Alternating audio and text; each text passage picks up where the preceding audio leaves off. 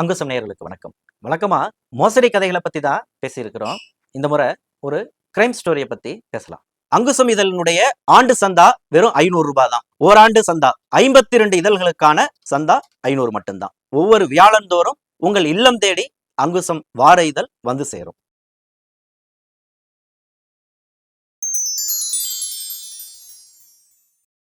திருச்சியில இதய பகுதின்னு சொல்லக்கூடிய மெயின்காட் கேட், பெரிய கடை வீதி எப்போதும் பரபரப்பா இருக்கக்கூடிய ஒரு வியாபார இடம் அப்படின்னு நம்ம சொல்லலாம்.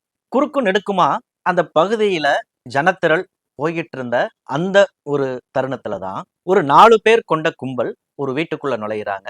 ஒரு 1.5 கோடி ரூபாய் மதிப்புள்ள தங்க கட்டிகளை அள்ளிட்டு ஆட்டோல பறந்து போயிடுறாங்க. இது எப்படிங்க சாத்தியம் அப்படிங்கிறது தான் எல்லார்ட்டையும் ஒரு இயல்பான கேள்வியா இருக்க முடியும். அது போலதான் இந்த வழக்க பதிவு செய்த கோட்டை போலீசாருக்கும் இருந்தது. அந்த ஓனர் ஒரு 36 வயசு மதிக்கத்தக்க உதய். அவரு மகாராஷ்டிரா மாநிலத்தை சேர்ந்தவர். அவர்கிட்ட ஒரு உதவியாளரா இருந்தவர் நிதின். அவருக்கு வயசு 19. அந்த 3 மாடி கட்டடத்துல கீழே வணிக பயன்பாட்டுக்காக கடைகளை வாடகைக்கு விட்டுருக்காரு. முதல் தளத்துல நிதின் அவர்கிட்ட வேலை செய்யற பையன் தங்கி இருக்கிறாப்புல. மேல் தளத்துல உதய் தன்னோட குடும்பத்தோட குடியிருக்கிறாரு. அவர் செய்யற தொழில் அப்படிங்கிறது தங்க நகைகளை மதிப்பீடு செய்யறது அப்படின்னு சொல்லிக்கிட்டு தங்க நகைகளை கட்டிகளாக உருக்கிறது அப்படிங்கிற தொழிலையும் அவர் சேர்த்து பார்த்து வந்ததா சொல்றாங்க. ஏன்னா அந்த தங்க நகையை மதிப்பீடு செய்யறவர்கிட்ட கிலோ கணக்குல தங்க நகை கட்டிகளை எப்படி கொள்ளையடிக்க முடியும்? இது முதல் கேள்வி. அந்த சம்பவம் நடந்ததா சொல்லப்படுற அந்த ஏப்ரல் 24ஆம் தேதி ஒரு மதியான வேளையில ஒரு 4 பேரு வீட்டுக்கு முன்னாடி வராங்க. பெல் அடிக்கிறாங்க. நிதின் உதவியாளர் வராரு. அவர்கிட்ட உங்க ஓனர்கிட்ட பிசினஸ் டீல் பண்ணணும் அப்படின்னு சொல்லி ஹிந்தியில பேசுறாங்க. அந்த வேலை செய்யற பையனுக்கும் ஹிந்தியும் தெரியும், தமிழும் தெரியும். அப்ப அந்த விதத்துல அவர் ஓனர்கிட்ட கன்வே பண்றாரு.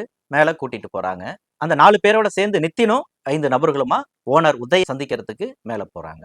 அப்ப வியாபார டீலிங் பேச போகிறதாக சொல்லி 4 பேத்த நிதின் அழைச்சிட்டு போன அந்த வேலையில தான் நித்தினை ஒரு நாற்காலியில வச்சு அந்த 4 பேர் கொண்ட கும்பல் கட்டி போட்டுட்டதாகவும், ஓனர் உதய ஒரு பாத்ரூம்குள்ள தள்ளி கதவை பூட்டி விட்டுட்டு அவங்க இருந்த நகைகளை கொள்ளையடிச்சுட்டு எஸ்கேப் ஆயிட்டாங்க. அதுக்கப்புறம் உதய் அந்த கழிவறை கதவை உதச்சி அந்த சத்தத்தை கேட்டு பக்கத்துல இருக்கிறவங்க எல்லாம் வந்து பார்த்து அதுக்கப்புறம் போலீஸ்க்கு தகவல் சொல்லி இப்படியாக அந்த ஸ்டோரி போகுது. வழக்கமா போலீஸுக்கு இயல்பா எழக்கூடிய ஒரு சந்தேகம், கூட இருக்கிறவனோட உதவி இல்லாம இவ்வளவு துல்லியமா எந்த ஒரு சம்பவத்தையுமே நடத்திட முடியாது அப்படிங்கிற விதத்துல ஒரு கணவர் இறந்துட்டாங்க அப்படின்னு மனைவி என்னதான் அழுது ஆர்ப்பாட்டம் பண்ணாலும் அந்த மனைவியை ஒரு சந்தேக கண்ணில தான் வச்சிருப்பாங்க. அது போலத்தான் அந்த உதயிட்ட வேலை செய்த அந்த நித்தின் மேல போலீசார் ஒரு கண்ணுங்கருத்தமா இருக்கிறாங்க, வாட்ச் பண்றாங்க. அப்ப இந்த பின்னணியில தான் திருச்சி மாநகர கமிஷனர் என் காமினி அவர்களுடைய அந்த உத்தரவின் அடிப்படையில ஸ்ரீரங்கம் ஏசி சீதாராமன் தலைமையில 2 தனிப்படைகளை அமைத்து விசாரிக்க உத்தரவிடுறாங்க. அதுல ஒரு தனிப்படை மகாராஷ்டிராவுக்கே போயிடுது. மகாராஷ்டிராவில ஒரு 2 பேத்த அவங்க தட்டி தூக்குறாங்க.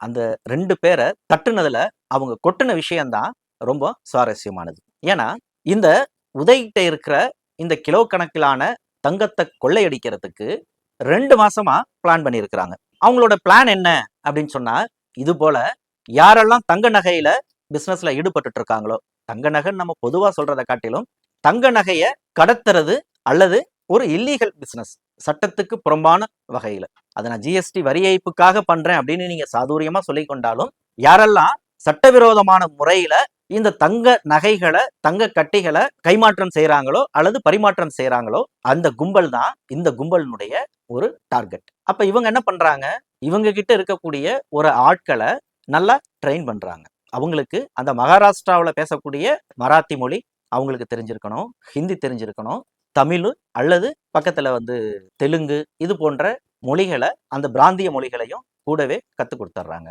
அப்ப ஒரு நபருக்கு குறைந்தபட்சம் 3 மொழி, ஹிந்தி கட்டாயம், அதை தாண்டி 3 மொழிகள் அவங்களுக்கு தெரிஞ்சிருக்கும். அப்ப ஏதோ ஒரு வகையில இந்த பிசினஸ் செய்யக்கூடிய நபர்கள்ட்ட அவங்கள அனுப்பி வேலைக்கு வச்சிடுறாங்க. அது வந்து நீங்க கார் டிரைவரா இருக்கலாம், அல்லது வீட்டு வேலைக்காரனா இருக்கலாம், இது போல ஒரு அசிஸ்டண்டா இருக்கலாம், ஏதோ ஒரு விதத்துல ஆளை உள்ள சேர்த்துடுறாங்க. அப்ப அந்த வகையில அவங்களோட வேலையாளாவே அவங்க கூட விசுவாசமான வேலையாட்களா பயணிப்பாங்க. அதுல இருந்து ஒரு நபர் இவங்களுக்கு தகவலை வெளியில இருந்து கொடுத்துக்கிட்டே இருப்பாங்க. இதுல நேரடி கான்டாக்ட் இவங்களுக்கு இருக்காது அப்படிங்கிற ஒரு விஷயத்த சொல்றாங்க. ஆனாலும் அவர்களை அந்த பிசினஸ் வகையில தொடர்ந்து அந்த நபர் கண்காணிச்சுக்கிட்டே இருப்பாரு. இந்த ஆளுகிட்ட எத்தனை கிலோ தங்கம் இருக்கு அல்லது எத்தனை கோடி வச்சிருக்கிறான், அதை எங்க பதுக்கி வச்சிருக்கிறான், எந்த நேரத்துல வந்தா கொள்ளையடிக்கலாம் அப்படிங்கிற மாதிரியான அந்த உள் விவரங்களை இவர்கள் வழியாக தான் அந்த கடத்தல் கும்பலுக்கு போயிருக்கு. இன்னும் சொல்ல போனா இந்த உதய் அந்த நகை கொள்ளையடிக்கப்பட்ட அந்த விவகாரத்தில் எடுத்துக்கிட்டீங்கன்னா, உதயோட மொத்த குடும்பமும் மகாராஷ்டிராவுக்கு கிளம்பி போன சமயத்துல உதய் மட்டும் வீட்டுல தனியா இருந்த நேரத்துல தான் இந்த கொள்ளை அப்படிங்கிறது திட்டமிடப்பட்டிருக்கு அப்படிங்கிறதே ஒரு உதாரணமா சொல்லலாம். அப்ப அந்த வகையிலிருந்து தான் இந்த கும்பல் அந்த நகையை கொள்ளையடிச்சுட்டு போயிருக்கு. மும்பையில அந்த நகைகளை உருக்கி இருக்கிறாங்க. மகாராஷ்டிரா மாநிலம் பூனே பக்கத்துல சிதம்பூர் அப்படிங்கிற ஒரு வில்லேஜ சொல்றாங்க. அந்த வில்லேஜ் அப்படிங்கிறதே இது போல தங்க நகைகளை கொள்ளையடிக்கக்கூடிய ஒரு மாஃபியா கூட்டத்தினுடைய அந்த மொத்த கிராமமுமே அவர்களுடைய கட்டுப்பாட்டுல இருக்கு அப்படிங்கிற மாதிரியான ஒரு தகவலையும் சொல்றாங்க. இந்த மகாராஷ்டிரா பூனே இதனுடைய அந்த லொகேஷனை நம்ம எடுத்துக்கிட்டோம் அப்படின்னு சொன்னோம்னாலே, மேற்குல அரபிக்கடல் இருக்கு, தெற்குல பெல்காம் கர்நாடக மாநிலத்தினுடைய எல்லை, அப்படியே போனா கோவா, வடக்குல ரத்னகிரி மலை. அப்ப இது ஒரு கடற்கரை சார்ந்த ஒரு மாநிலம் மாவட்டமாக இருக்கு அப்படிங்கிற விதத்துல இந்த கொள்ளையர்களுக்கு அந்த லொகேஷனே அவர்களுக்கு சாதகமான ஒரு அம்சமா இருக்கு. ஏர்போர்ட் இருக்குது, சீபோர்ட் இருக்குது, கடல் வழியாவும் வந்துடலாம், வான்ல பறந்து வந்துடலாம் அப்படிங்கிற ஒரு வாய்ப்புகளோட அவர்கள் இருக்கிறாங்க. இன்னும் சொல்ல போனா மும்பை இது போன்ற இதுக்கு ஒரு கேந்திரமான ஒரு இடமா இருக்கு அப்படிங்கிறதையும் ஒரு தகவல் சொல்றாங்க. ஏன்னா கடந்த காலங்கள்ல நடந்த சம்பவங்களுடைய அந்த தொடர்ச்சியை நம்ம பார்த்தோம் அப்படின்னு சொன்னோம்னா, 2022ல கள்ளக்குறிச்சியில ஒரு சம்பவம், 1.5 கிலோ தங்கம் 17 கிலோ வெள்ளி இதே போலதான் கடத்திட்டு போறாங்க. இதே பூனேவை சேர்ந்த கும்பல் தான் கைது செய்யப்படுறாங்க. புதுச்சேரியில தங்கி அவர்கள் அந்த கொள்ளை திட்டத்தை நடத்தி இருக்கிறாங்க. அடுத்தது நம்ம திருச்சி மாவட்டத்தில் எடுத்துக்கிட்டோம்னா, சென்னையிலிருந்து திண்டுக்கல் மதுரைக்கு கிலோ கணக்கில் நகைகளை எடுத்துட்டு போய் ஒவ்வொரு ஊருக்கா விநியோகம் செய்துட்டு திரும்புற வழியில அந்த காரனுடைய டிரைவர் கொடுத்த தகவலின் அடிப்படையில திருச்சி இருங்கலூர் பக்கத்துல SRM கல்லூரிக்கு பக்கத்துல 10 கிலோ தங்க அந்த நகைகளை கார்ல இருந்தபடியே காரை வழிமறைச்சு கடத்திட்டு போனாங்க. அதை திருச்சி மாவட்ட SP செல்வநாகரத்தினம் தலைமையிலான போலீசார் ஒரு 4 மாநிலங்கள்ல தொடர்பு கொண்டு அந்த கேங்க அவங்க பிடிச்சாங்க. அந்த 97% அளவுக்கு அந்த நகைகளை துரிதமா செயல்பட்டதுனால நகைகளை உருக்கிறதுக்கு முன்னாடியே அவங்களால கைப்பற்றவும் முடிந்தது. அந்த ஸ்டோரியிலையும் இருக்கக்கூடிய ஒரு ஒத்துப்போகக்கூடிய விஷயம் என்ன அப்படின்னா, வடமாநில கும்பல் அப்படிங்கிறத தாண்டி அந்த உரிமையாளரோட உடன் பயணித்த அந்த கார் டிரைவரே முக்கியமான இன்ஃபார்மரா இருந்து அந்த கொலை திட்டத்துல பங்கேற்றார் அப்படிங்கிறது தான் அதுலயும் சொல்ல வேண்டிய ஒரு விஷயம். அவ்வளவு ஏங்க, கனடாவுல கிலோ கணக்குல தங்கங்களை கொள்ளையடித்த வழக்குல சண்டிகரை சேர்ந்த ஒரு இளைஞர் தான் கைது செய்யப்பட்டிருந்தாரு. அந்த கேங்கையும் போலீசார் சுத்தி வளைச்சிருந்தாங்க. அப்ப இந்த தகவல்கள் எல்லாமே ஒரு விஷயத்தை தெளிவா சொல்லுது. எப்படி நம்ம வடமாநில கும்பல் பான்பராக் வாயன்கள் OTP நம்பரை சொல்லு அப்படிங்கிறத ஒரு குடிசை தொழில் மாதிரி ஒரு ஏமாற்று வேலைகளை செய்துட்டு இருக்கிறாங்க அப்படின்னு நம்ம பரவலா சொல்றோமோ, அதுபோல இது போல பெரிய அளவுல நடத்தக்கூடிய இந்த கடத்தல் கொள்ளை சம்பவங்களையும் இந்த மகாராஷ்டிரா பூனே இந்த சுற்று வட்டாரத்தில் இருக்கக்கூடிய ஒரு கேங்ஸ்டர்ஸ் அதை பக்காவா பிளான் பண்ணி நாடு முழுவதும் அதை செய்துட்டு இருக்கிறாங்க. இதிலிருந்து நமக்கு தெரியற விஷயம் அதுதான். இன்னும் சொல்ல போனா இதே மும்பை அந்த மகாராஷ்டிராவில் 9க்கு மேற்பட்ட இது போன்ற கேங்ஸ்டர்ஸ் இருக்கிறாங்க அப்படிங்கிற ஒரு விவகாரத்தையும் சொல்றாங்க. ஏன்னா அந்த மகாராஷ்டிரா அப்படிங்கிறது ஒரு குறுகிய காலத்துல ஒரு பூமான ஒரு மாநிலமா பார்க்கப்படுது. குறிப்பா குர்கான், நவி மும்பை போன்ற இடங்கள்ல பல்வேறு நாடுகளை சேர்ந்த பன்னாட்டு நிறுவனங்கள் தங்களுடைய தொழிற்சாலைகளை அமைச்சிருக்கிறாங்க.